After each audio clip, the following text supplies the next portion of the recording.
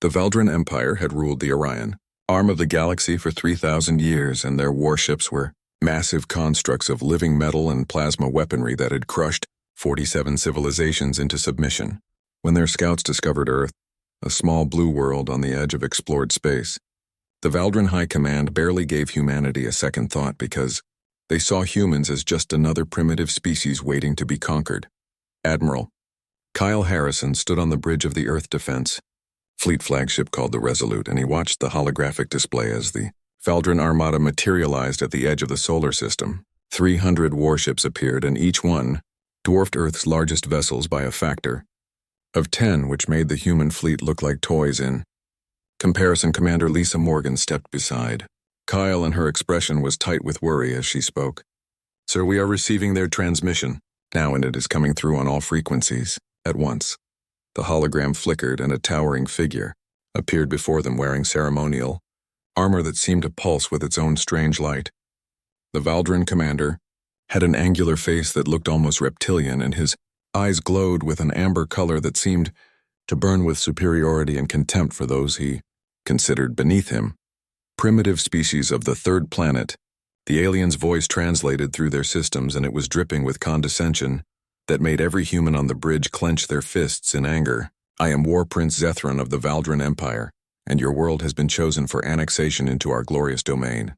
You will surrender all military assets immediately and prepare your population for integration into our labor forces, because that is your only purpose now.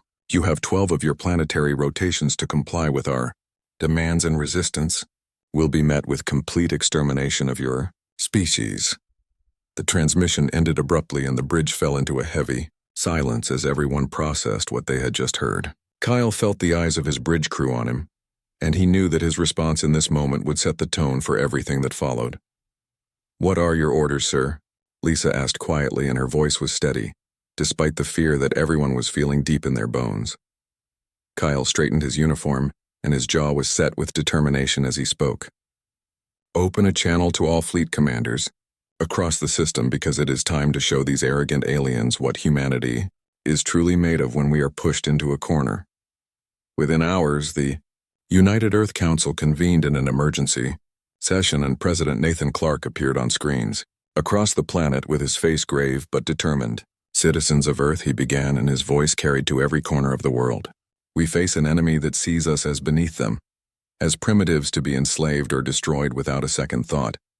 They have given us 12 days to surrender our freedom and our dignity, but I say we give them something else entirely. We give them a fight they will never forget for as long as their empire exists." The response from Earth was immediate and unified in a way that had never happened before in human history. For the first time, every nation, every faction, every person stood together against a common threat. Factory workers extended their shifts to produce more weapons and ammunition. Scientists shared classified research that had been hidden for decades. Veterans who had retired years ago returned to service with fire in their eyes. The fleet began preparations for a battle that would determine the fate of their entire species and possibly the future of humanity itself. On the Valdran, flagship War Prince Zethron reviewed the tactical data with bored efficiency, because he had done this 47 times before on 47 different worlds. His second-in-command was a younger officer named Krell, and he seemed puzzled by something he was seeing on the sensor displays. "War Prince, the humans are mobilizing their military forces, and they appear to be preparing for combat instead of surrender. Should we adjust our timeline and attack earlier than planned?" Krell asked with genuine confusion in his voice. Zethron waved a clawed hand dismissively and laughed at the very thought of humans posing any real threat. "Let them scramble like insects before the storm, because it will make their defeat all the more satisfying for us. Their primitive vessels will not even scratch our hull plating, and we will sweep them aside like dust in the solar wind. We will give them their 12 days to contemplate their doom, and then we will crush them completely." But as Earth's deadline approached, something unexpected began to happen that made Zethron's confidence seem misplaced. The human fleet did not mass for a defensive position around their homeworld like every other species had done before them. Instead, they scattered throughout the solar system in small groups, and they took up positions among the asteroid fields, behind the moons of Jupiter, and in the rings of Saturn where sensors had difficulty tracking them. Kyle Harrison smiled grimly as he reviewed the final positions of all his ships on the tactical display. Humanity had spent centuries perfecting the art of asymmetric warfare through countless conflicts on Earth, and now they would apply those hard-learned lessons on a galactic scale. The Valdrin were about to learn a very painful lesson about underestimating their opponents. "All ships report ready, Admiral," Lisa announced, and her voice carried a note of pride despite the overwhelming odds they faced. "Good," Kyle replied, and his eyes were fixed on the countdown timer that showed less than 6 hours until the Valdrin deadline expired. "When they come for us tomorrow, we will be waiting in the shadows, and we will show them that underestimating humanity is the last mistake they will ever make in their long history of conquest." The bridge crew worked through the night, making final preparations and checking every system multiple times. They knew that the coming battle would be unlike anything humanity had ever faced before, but they also knew that they fought for their homes, their families, and the future of their species. The Valdrin fought for conquest and glory, but humans fought for survival, and that made all the difference in the universe. The Valdrin Armada entered Earth's solar system with the confidence of conquerors who had never known true defeat in 3,000 years of warfare. Their formation was perfect, and it followed textbook Imperial military doctrine, with heavy battlecruisers forming the vanguard and lighter destroyers screening the flanks to protect against any possible counterattack. War Prince Zethran watched from his command throne as Earth grew larger on the view screen, and he felt the familiar thrill of another conquest about to be completed. "The primitives have scattered their forces throughout the system," Krell reported as he reviewed the tactical displays with a puzzled expression. "Our sensors detect small groups of vessels hiding in various locations, and it appears to be a desperate guerrilla strategy born from their fear." Zethran laughed harshly, and the sound echoed through the bridge of his massive flagship. "Cowardice disguised as tactics is still just cowardice in the end, no matter how they hide, because we will hunt down each cluster and destroy them at our leisure, like the insects they are. Begin with the largest concentration near the asteroid belt, and we will work our way inward from there." The Valdrin fleet adjusted course and headed toward where 30 human ships had taken position among the tumbling rocks and ice of the asteroid belt. As they approached Admiral Kyle, Harrison watched from his hidden position 3 light minutes, away behind one of Jupiter's larger moons where his sensors could track everything without being detected. "They are taking the bait," Captain Greg Palmer reported from his destroyer called the Phantom, which was leading the decoy group in the asteroid belt. "Valdrin formation is advancing at full speed, and they seem eager to crush us quickly. Hold position until they fully commit to the attack," Kyle ordered calmly despite the tension on his bridge. "Make them believe you are trapped and desperate with nowhere to run." The Valdrin forward elements opened fire at extreme range, and brilliant lances of plasma energy tore through space in a display designed to overwhelm and terrify their enemies. Greg Palmer's ship scattered expertly using the asteroids as cover, while firing back with what appeared to be desperation and poor coordination to maintain the illusion of panic. "Their weapons are crude and primitive," Krell observed with satisfaction as he watched the human missiles and kinetic rounds miss their targets. "War Prince, this battle will be over within the hour, and we can begin processing the planet for annexation." But Zethran's eyes narrowed as he watched the tactical display more carefully, because something felt wrong about the way the humans were retreating. The human ships were falling back in a pattern that seemed too controlled and too deliberate to be the panic of a defeated enemy. "War Prince," the sensor officer suddenly called out with alarm in his voice. "New contacts detected, and multiple human vessels are emerging from behind the Jovian moon.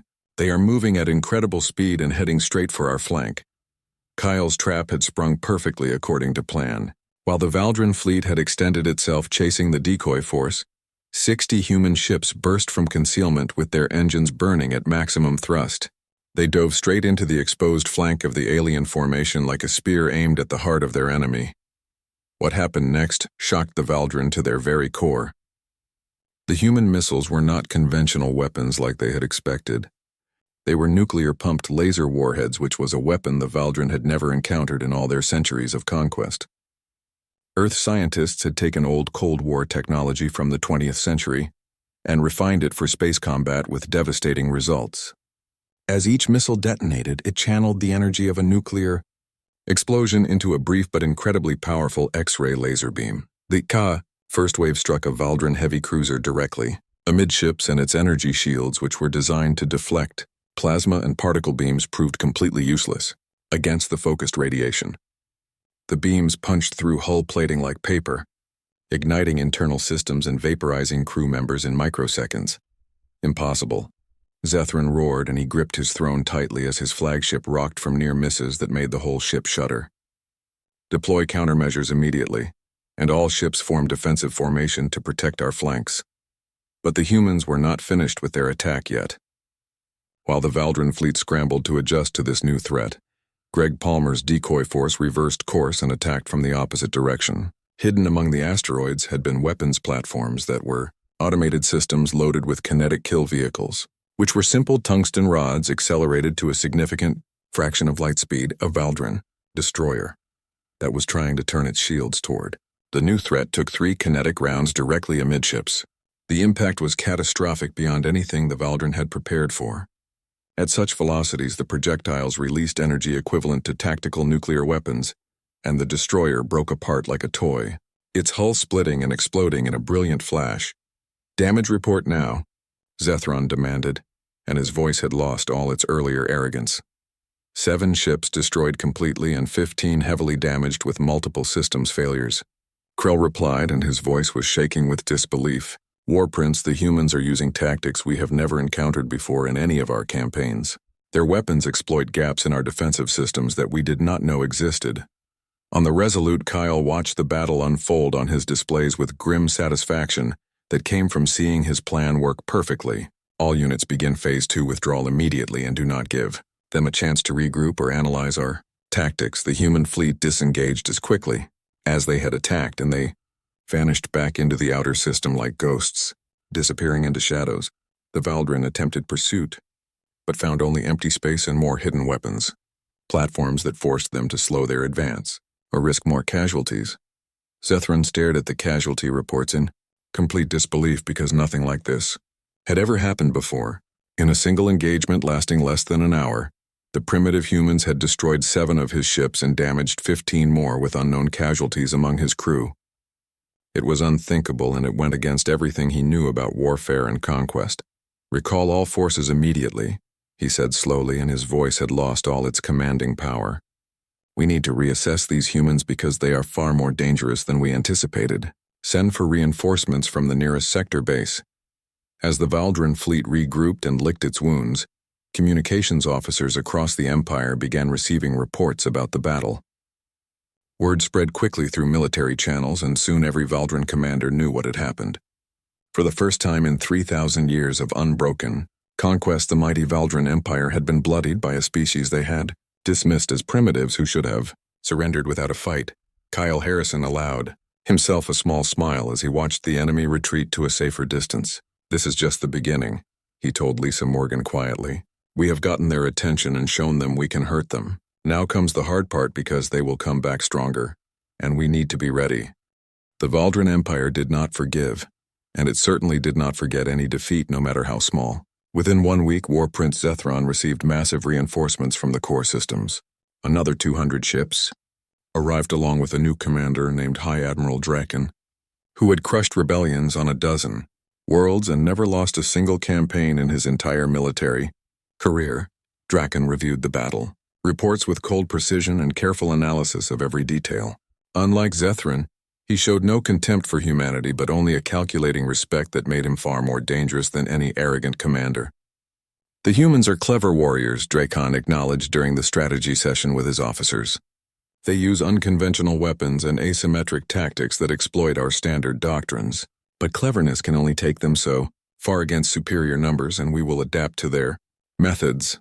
The Valdran deployed new sensor grids throughout the solar system, making it much harder for human ships to hide in their previous locations.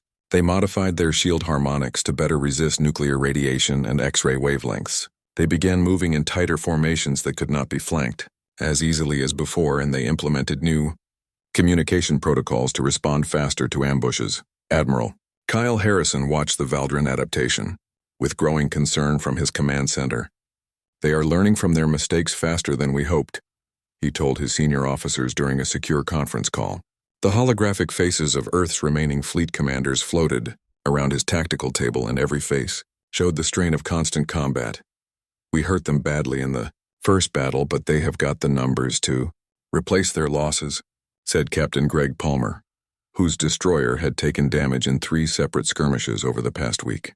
Every ship we lose we cannot replace quickly enough, but they can bring in reinforcements from across their empire. Then we need to change our approach completely, suggested Commander Lisa Morgan as she studied the strategic map. We have been fighting their fleet directly and trying to match them in conventional battles. What if we force them to divide their attention between multiple threats at once? Kyle considered this idea carefully, and he could see the potential in her strategy. You are thinking about their supply lines and logistics network. Exactly right, Lisa replied with a nod. That massive armada needs fuel and ammunition and spare parts to function. They have established a logistics base in the outer system near Neptune to support their operations. If we hit it hard enough, we force Dracon to choose between pressing his advantage against us or protecting his supply chain. The plan was extremely risky, and it would require sending a significant portion of Earth's already depleted fleet deep into enemy-controlled space.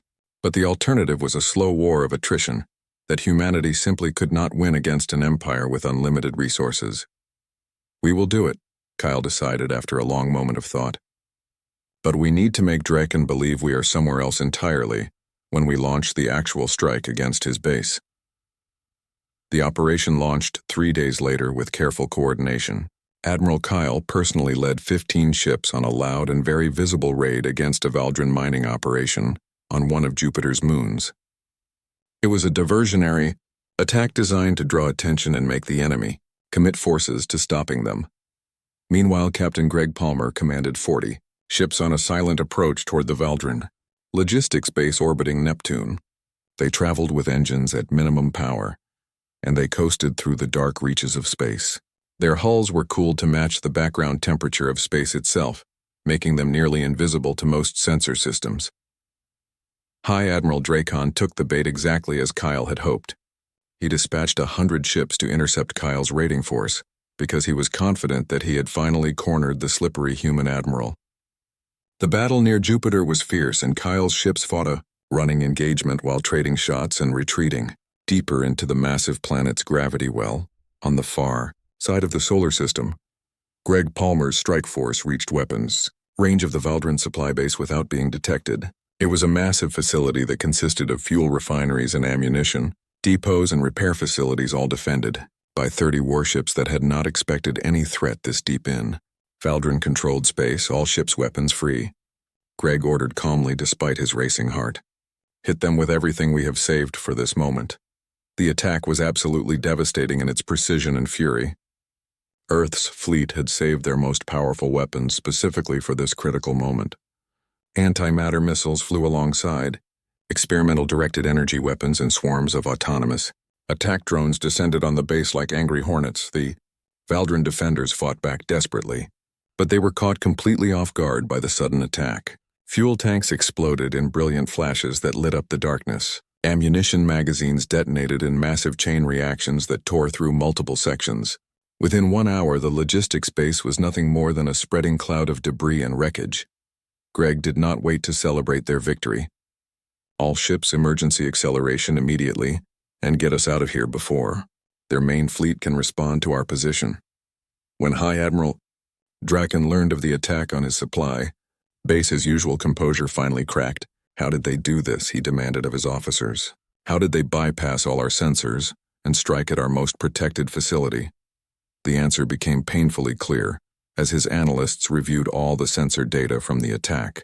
The humans had used the background radiation of space itself as camouflage, which was a technique so simple and basic that the Valdran had never even considered it possible because they relied on their advanced technology too much. War Prince Zethran saw his opportunity to regain some favor after his earlier defeat. High Admiral, give me command of the pursuit force and I will hunt down and destroy these human raiders personally. I will not fail you again. Dracon considered the request carefully, then nodded his approval. Take 100 ships with you and find them quickly. Make them pay dearly for this insult to our empire. But Zethran's pursuit ran into immediate problems that frustrated him greatly. The solar system was incredibly vast, and the human ships knew every hiding spot, every gravitational eddy, every sensor shadow from years of exploring their own home system. What began as a decisive hunt became an increasingly frustrating chase that yielded no results. Earth's fleet split into small groups of 3 or 4 ships, and they began hitting Valdran patrols, mining operations, and communication relays throughout the system. Each attack was quick and brutal, and the aliens found themselves spread dangerously thin trying to protect everything at once. On the Resolute, Kyle reviewed the strategic situation with his senior staff. The war had entered its 4th week of constant fighting. Earth had lost 22 ships, which was nearly a third of their original fleet, but the Valdran had lost close to 60 vessels, with many more damaged and limping back to their staging areas. More importantly, their advance toward Earth had completely stalled. "We are hurting them badly," Lisa Morgan observed as she studied the casualty reports. "But they are still here in our system, and they are getting angrier with each defeat." "An angry enemy can be unpredictable." Kyle nodded in agreement. "Angry enemies make mistakes, and that is exactly what we need them to do. We just need to exploit the right mistake at the right moment." He was about to get his chance sooner than expected. High Admiral Draken, who was frustrated by the stalemate and under intense pressure from the Valdran High Command for quick results, made a critical decision. He would force a decisive battle by threatening the one thing humanity could not possibly retreat from, which was their homeworld of Earth itself. The Valdran war fleet consolidated into a single massive formation and began its final approach toward Earth with overwhelming force. High Admiral Draken had committed nearly 300 ships to this decisive assault, and he kept only a small reserve for rear security. It was a calculated gamble, but he believed that humanity would have no choice except to face him in open battle to defend their precious homeworld from destruction. Admiral Kyle Harrison stood on the bridge of the Resolute and watched the approaching armada through the main view screen. Around Earth, what remained of humanity's fleet, totaling barely 58 operational ships, held a defensive perimeter. The mathematics were brutal and undeniable. 5-to-1 odds against an enemy with superior firepower and advanced shield technology that had defeated countless civilizations before. President Nathan Clark's face appeared on a secure communication channel. The leader of Earth looked utterly exhausted, but his voice remained steady and strong. "Admiral, the civilian evacuations are complete, and 3 billion people are now in deep underground shelters across the planet. Whatever happens up there in space, know that you have given us a fighting chance. That is more than anyone could have asked from you and your brave crews." Kyle saluted formally. "We will do everything we possibly can, sir. Earth will not fall today while we still have ships that can fight." As the channel closed, Lisa Morgan approached her admiral with a worried expression. "Kyle, we both know how this ends if we fight them in a conventional battle using standard tactics. We need something else entirely. Something they will not expect from us even after everything we have shown them." "I know what we must do," Kyle replied quietly, because he had been wrestling with a terrible decision for several days. It was a plan so risky that it might save Earth or doom it entirely to destruction. "Get me Commander Jake Turner on Quantum Link immediately. It is time to activate Project Lighthouse." Project Lighthouse had been humanity's most highly classified program, and it was developed in absolute secret over the past 10 years by the brightest scientists Earth had. They had discovered something remarkable about the quantum entanglement principle that governed reality itself. With enough power concentrated in one location, it was theoretically possible to create a localized disruption in space-time, which was essentially a controlled tear in the fabric of reality. The weapon's potential was obvious to everyone, but also terrifying because it had never been tested at full scale. Commander Jake Turner, who headed Earth's experimental weapons division, appeared on the holographic display. His research station orbited on the far side of the moon, hidden from Valdran sensors. "Admiral, if we activate Lighthouse near the Valdran fleet, there is a 30% chance the disruption will cascade uncontrollably through space. We could create a permanent spatial anomaly that would destroy everything within a light-second radius, including all our own ships." "What is the chance it will stop the Valdran fleet completely?" Kyle asked, and he already knew he would not like the answer. 90% chance of success, sir," Jake replied honestly. Kyle looked around his bridge at his crew, who were men and women who had fought beside him for weeks without complaint. They had families and dreams and futures, but they all watched him now with complete trust. He thought about the billions of people sheltering far below Earth's surface and about humanity's entire future, hanging in the balance of his next decision.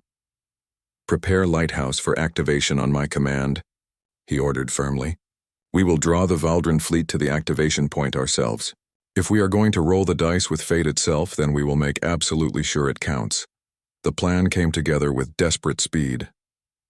Kyle ordered the entire human fleet to concentrate in a tight formation between Earth and the Moon, which appeared to be making a desperate last stand. High Admiral Draken saw the human formation exactly as Kyle had hoped he would, as cornered prey that had finally given up running. "They have finally abandoned their evasion tactics," Draken observed with satisfaction from his command throne. "All ships assume battle formation immediately. We will crush them in a single decisive engagement, and then we will claim their world for the Empire." The Valdren Armada accelerated to attack speed and moved into weapons range with confident precision. From his position, War Prince Zethran could already taste the sweet victory he had been denied before. The human fleet looked so small and so helpless against their overwhelming power. "Fire at will on all targets," Draken commanded coldly.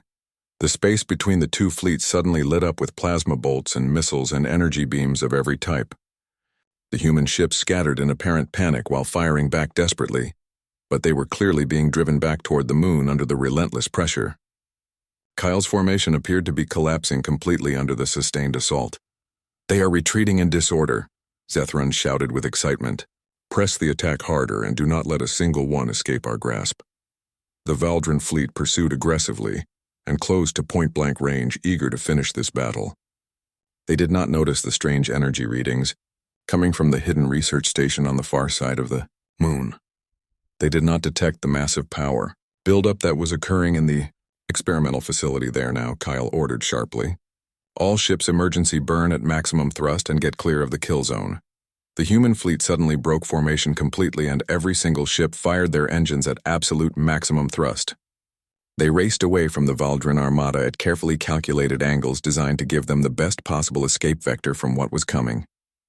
Draken realized the trap 1 second too late. "Pull back immediately," he shouted. All ships reversed course at full power. Commander Jake Turner activated Project Lighthouse and unleashed forces that humanity barely understood. The device, which was a massive array of exotic matter generators and quantum field manipulators, tore a hole in space-time itself. The disruption appeared as a sphere of absolute darkness that seemed to swallow even light itself, and it expanded rapidly outward from the activation. Everything the sphere touched simply ceased to exist in any meaningful way. Matter was torn apart at the quantum level and scattered across dimensions that humanity had no names for.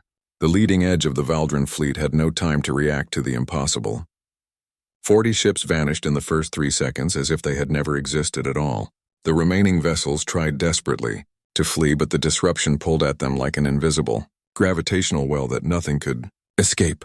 On the Resolute, Kyle gripped his armrest tightly as the ship shook violently from the spatial distortions washing over them.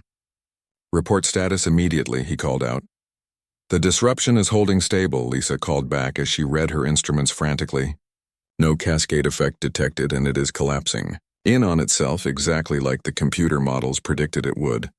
The sphere of absolute darkness shrank as quickly as it had expanded, and it winked out of existence after 30 terrifying seconds. When normal space reasserted itself, the Valdren fleet had been utterly devastated.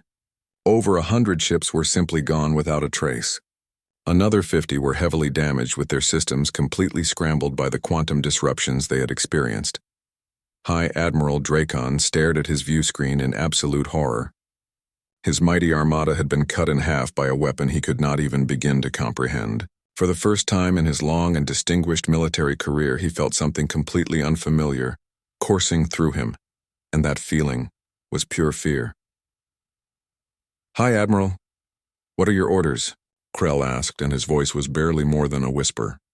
Draken looked at the battered remnants of his once proud fleet, and then at Earth, which was still protected by its stubborn defenders.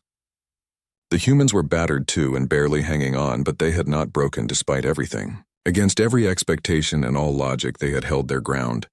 "Signal the entire fleet," Draken said slowly. We are withdrawing to the outer system immediately. The Valdrin Empire's response to their devastating defeat came not in ships but in transmissions that broadcast across every frequency. For 3 long days no attacks came against Earth. Instead, High Admiral Draken's message played repeatedly, targeting the human homeworld directly and trying to break the spirit of those who had refused to surrender. Humans of Earth. The message began in a voice that mixed threat with grudging respect. You have proven more resilient than we anticipated, and your victories have surprised us. However, your success is only temporary, because the full might of our empire has not yet been brought against you. The Valdrin High Command has dispatched an extermination fleet of 5,000 warships to your system. They will arrive in 42 of your days. No trick and no weapon will save you from complete annihilation this time. I offer you one final chance to save your species. Accept unconditional surrender now or face total extinction. In the emergency session of the United Earth Council, the massive chamber erupted in heated arguments. Some delegates pushed strongly for surrender while painting the grim mathematics of fighting 5,000 warships. Others demanded continued resistance no matter the cost. President Nathan Clark called repeatedly for order, and his face was haggard from weeks of constant stress and sleepless nights. Admiral Kyle Harrison attended the session in person and stood before the assembled leaders of humanity. They are trying to break our will with fear, he said firmly. The extermination fleet is real because our intelligence has confirmed it. But 42 days is a long time in warfare. Long enough for us to prepare something they will not expect from us. What could we possibly prepare that would stop 5,000 ships? Demanded the delegate from the European Federation, with desperation in her voice. We barely survived 300 with everything we had. Kyle's expression hardened with determination. We have been fighting defensively and trying desperately to protect what we have. It is time we took the fight directly to them instead. The Valdrin Empire is vast, but it is also spread dangerously thin across hundreds of star systems. Their greatest strength is also their greatest weakness. Lisa Morgan stepped forward with a holographic display showing Valdrin territory. We have been analyzing captured navigation data from destroyed ships. Their empire relies on centralized command structures and massive supply networks to function. There is a critical relay station at the Heston Nebula, which is 60 light-years from here. It coordinates all military movements for this entire sector of their space. If we destroy it, we throw their logistics into complete chaos. You are proposing we attack them in their own territory? Another delegate asked with obvious disbelief. With what fleet exactly? With everything we have left, Kyle replied without hesitation. It is a one-way mission, and we all know it. We take our remaining ships and jump deep into Valdrin space and hit them where they think they are completely safe. Even if we do not come back, we buy Earth precious time, and we show the entire galaxy that humanity fights back against tyranny. The debate raged for many hours, but ultimately Kyle's desperate plan was approved by a narrow vote. Volunteers were called for from every remaining ship. To Kyle's surprise and immense pride, every single officer and crew member stepped forward without hesitation. The strike force assembled quietly over the next week. 35 ships, which was all that remained combat-capable, were fitted with experimental faster-than-light drives pushed far beyond their safety limits. They carried every remaining warhead and every experimental weapon Earth scientists could provide, in the time available. On the eve of departure, Kyle recorded a final message to be broadcast after the fleet had left the solar system. People of Earth, by the time you see this message, we will be gone. We go not because we seek glory or fame, but because we refuse to let our world die without fighting to our very last breath. Whatever happens out there among the stars, know that Earth's spirit goes with us into the darkness. We are humanity, and we do not bow to anyone. The jump to the Heston Nebula took 14 hours, during which the fleet traveled through hyperspace. It was a dimension of compressed space-time that made Kyle's head ache just thinking about the physics involved. When they emerged back into normal space, they found themselves deep in the heart of Valdrin territory. The relay station was absolutely enormous, and it was a megastructure orbiting a red giant star. It was defended by 70 warships and multiple layers of automated defense platforms. Captain Greg Palmer, who commanded the Phantom, whistled at the tactical display. Well, Admiral, you certainly said you wanted to make a statement that would be remembered. All ships assume attack formation. Kyle ordered calmly. We punch straight through their defenses and target the relay's power core directly. Ignore everything else and focus on the mission.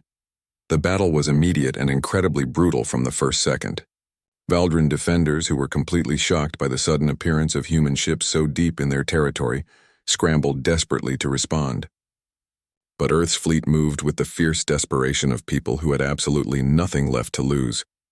Commander Jake Turner's ship was loaded with the few remaining lighthouse devices. He flew straight into the teeth of the defense grid with plasma fire tearing through his shields and scarring his hull. "For Earth," he screamed as he activated the quantum disruptors. 3 lighthouse spheres opened simultaneously among the Valdrin defensive formation. 20 ships vanished instantly. The rest scattered in complete panic, having never forgotten the sheer terror of facing that terrible weapon. Kyle's Resolute led a wedge formation of destroyers directly toward the massive relay station. Lisa Morgan coordinated their point defense while shooting down incoming missiles, and their own weapons hammered relentlessly at the megastructure's shields. "Their shields are adaptive," she reported urgently. "We need sustained fire concentrated on one single point. All ships concentrate all fire on grid section 7, Kyle commanded. "Pour everything we have into it." 12 human ships focused their remaining firepower on a single vulnerable point. Nuclear-pumped lasers and antimatter missiles and kinetic rounds struck in perfect sequence. The relay's shields flickered under the sustained assault and then collapsed completely. "Direct hit confirmed," Greg Palmer shouted over the communication channel. "Their power core is completely exposed now."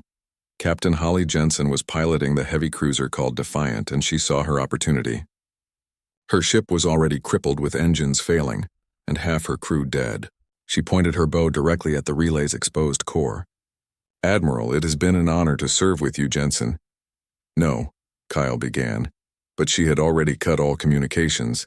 The Defiant's reactor went critical, and Holly Jensen became a small star for a brief moment. The massive explosion took out 3 nearby Valdrin ships and penetrated deep into the relay station structure. Secondary explosions rippled through the megastructure. Its power core destabilized rapidly, and then detonated with energy equivalent to a small supernova. The shockwave caught both fleets. Kyle felt the Resolute shudder violently as the blast wave hit them. "All power to forward shields," he ordered. "Ride it out." When the blinding light finally cleared, the relay station was completely gone. So were 40 Valdrin ships that had been caught too close. Of Earth's fleet, only 15 ships remained, and they were battered and barely functional. But the mission was accomplished. Across Valdrin space, military coordination collapsed instantly. The extermination fleet preparing to jump to Earth found its navigation data completely scrambled. Logistics networks failed throughout the sector. Supply convoys missed their rendezvous points and drifted helplessly. On his flagship retreating with what remained of his initial invasion force, High Admiral Draken received the devastating reports in stunned silence. War Prince Zethran stared at the tactical updates, and his earlier arrogance was completely gone forever. "They went into our territory," Zethran said very softly. "They attacked us at home where we were supposed to be safe." Dracon nodded slowly. "And they succeeded against impossible odds. The humans have proven something that will echo across the entire galaxy. The Valdrin Empire can be hurt and can be beaten. For the first time in 3,000 years of unbroken conquest, the Valdrin High Command convened an emergency session. The extermination fleet was immediately recalled. The invasion of Earth was suspended indefinitely. Messages began arriving from other subject species throughout the Empire, with whispers of rebellion inspired by humanity's incredible defiance. 2 months later, a single Valdrin ship approached Earth under a white flag of truce. High Admiral Dracon himself stood before the United Earth Council, with his armor stripped of all its insignia and his eyes showing something that looked remarkably like respect. "We came to your world, believing you were primitives," Dracon said with difficulty. "We were completely wrong. The Valdrin Empire does not beg, but I have been authorized to offer honorable terms, a peace treaty with full recognition of Earth as a sovereign power. In exchange, you will cease all hostilities against our holdings." President Nathan Clark stood beside Admiral Kyle Harrison and considered the alien before him. Behind them, projected on massive screens, were the faces and names of the 12,000 soldiers who had died defending their world. "We accept your terms," Nathan said finally. "Not because we